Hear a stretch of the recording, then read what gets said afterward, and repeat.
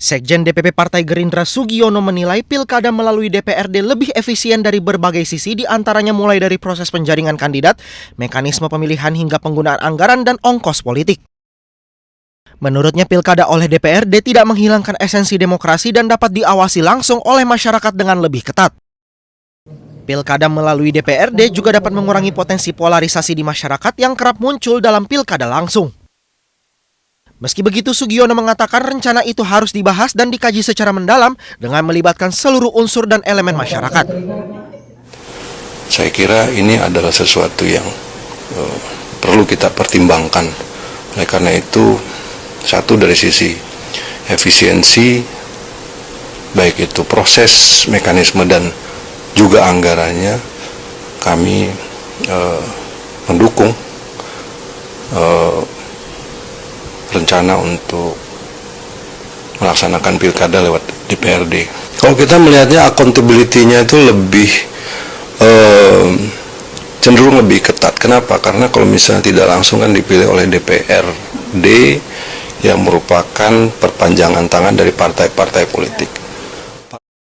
Partai Gerindra mendorong agar wacana pemilihan kepala daerah melalui DPRD dibahas dan dikaji secara mendalam dengan melibatkan seluruh unsur dan elemen bangsa guna merumuskan mekanisme terbaik.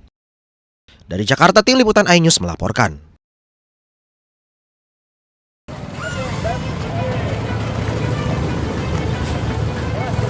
Tanjakan jalur Mojosemi Desa Pelausan Kecamatan Pelausan Magetan ini dikenal sebagai jalur ekstrim dengan kontur jalan menikung tajam dan menanjak.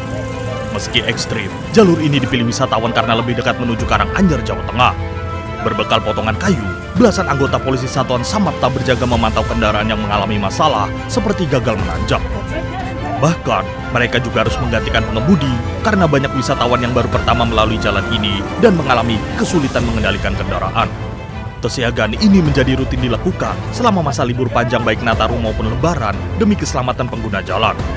Dari Magetan, Jawa Timur, Asfi Manar, iNews melaporkan. Kita sudah gak bicara surat, percuma bicara surat. Mau ini saya punya, kok gak bicara surat? Ayo, ibu keluar. Ayo, tiga dong. Ayo, gak tenang.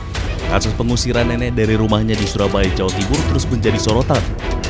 Nenek bernama Elina ini diusir dari rumahnya oleh sekelompok orang yang mengaku anggota ormas. Salah satunya mengaku telah membeli rumah yang ditempati nenek Elina berpuluh tahun sehingga memiliki hak atas rumah. Namun nenek Elina merasa tidak pernah menjualnya. Nenek Elina dan keluarga lantas diusir secara paksa, bahkan dianiaya hingga mengalami luka fisik.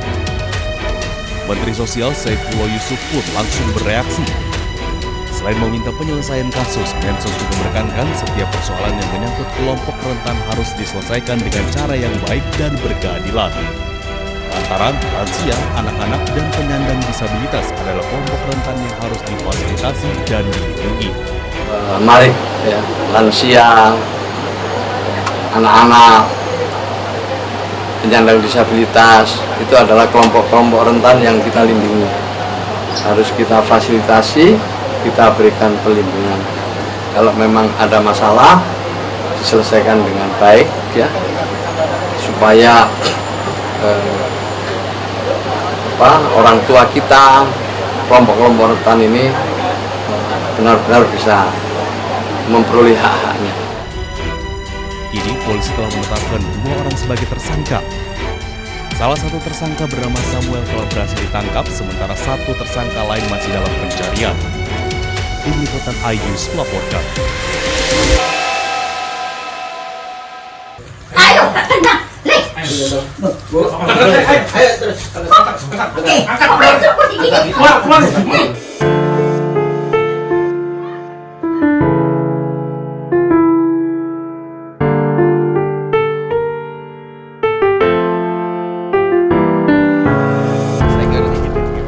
Nenek Elina dan kuasa hukumnya kembali melihat puing-puing rumahnya yang rata dengan tanah di kawasan Jalan Dukuh Kuwukan, Sambisari, Kecamatan Candi Lontar, Surabaya. Nenek Elina hanya bisa pasrah melihat rumahnya roboh dan rata dengan tanah. Nenek Elina bersama kuasa hukumnya berencana akan melaporkan Samuel Ardi Kristanto terkait dugaan pemalsuan dokumen dan pencurian harta benda Nenek Elina. Samuel sebelumnya juga telah ditetapkan sebagai tersangka atas kasus pengusiran Nenek Elina dari rumahnya. Kuasa hukum Nenek Elina menyebut menemukan kejanggalan pada akta jual beli yang dijadikan dasar oleh tersangka untuk membongkar hunian lansia tersebut. Sementara Nenek Elina berharap rumahnya dapat dibangun kembali seperti sedia kala. Ya, kita mau melaporkan pencurian dengan pemberatannya ya, dikarenakan barang-barang yang ada di sini hilang semuanya, termasuk dokumen. Terus untuk yang berikutnya sekalian kita melaporkan mengenai adanya dugaan pemalsuan. Harapan saya ya kembali seperti asal. Dibangun seperti asal. Iya. Surat-surat Surat kembali dan barang-barang, pakaian-pakaian itu semuanya. Sebelumnya pengusiran Nenek Elina oleh sekelompok orang dari rumahnya viral di media sosial.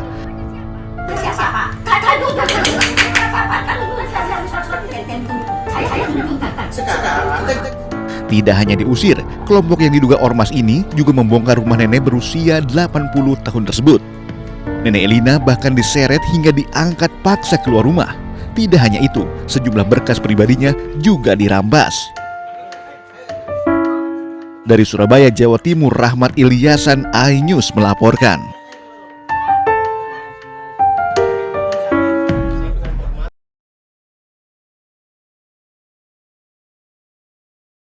Sekjen DPP Partai Gerindra Sugiono menilai pilkada melalui DPRD lebih efisien dari berbagai sisi, diantaranya mulai dari proses penjaringan kandidat, mekanisme pemilihan hingga penggunaan anggaran dan ongkos politik.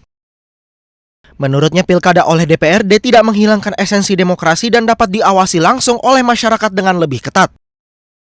Pilkada melalui DPRD juga dapat mengurangi potensi polarisasi di masyarakat yang kerap muncul dalam pilkada langsung. Meski begitu, Sugiono mengatakan rencana itu harus dibahas dan dikaji secara mendalam dengan melibatkan seluruh unsur dan elemen masyarakat. Saya kira ini adalah sesuatu yang perlu kita pertimbangkan. Oleh karena itu, satu dari sisi efisiensi, baik itu proses, mekanisme, dan juga anggarannya, kami mendukung rencana untuk melaksanakan pilkada lewat DPRD. Kalau kita melihatnya accountability-nya itu lebih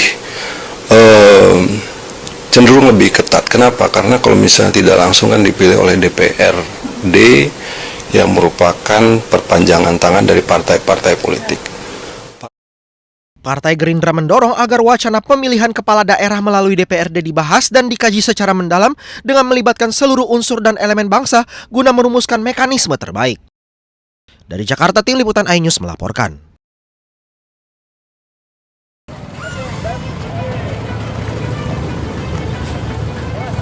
Tanjakan jalur Mojosemi Desa Pelausan Kecamatan Pelausan Magetan ini dikenal sebagai jalur ekstrim dengan kontur jalan menikung tajam dan menanjak. Meski ekstrim, jalur ini dipilih wisatawan karena lebih dekat menuju Karanganyar, Jawa Tengah. Berbekal potongan kayu, belasan anggota polisi Satuan Samapta berjaga memantau kendaraan yang mengalami masalah seperti gagal menanjak. Bahkan, mereka juga harus menggantikan pengemudi karena banyak wisatawan yang baru pertama melalui jalan ini dan mengalami kesulitan mengendalikan kendaraan. Kesiagaan ini menjadi rutin dilakukan selama masa libur panjang baik Nataru maupun Lebaran demi keselamatan pengguna jalan. Dari Magetan, Jawa Timur, Asfi Manar, iNews melaporkan.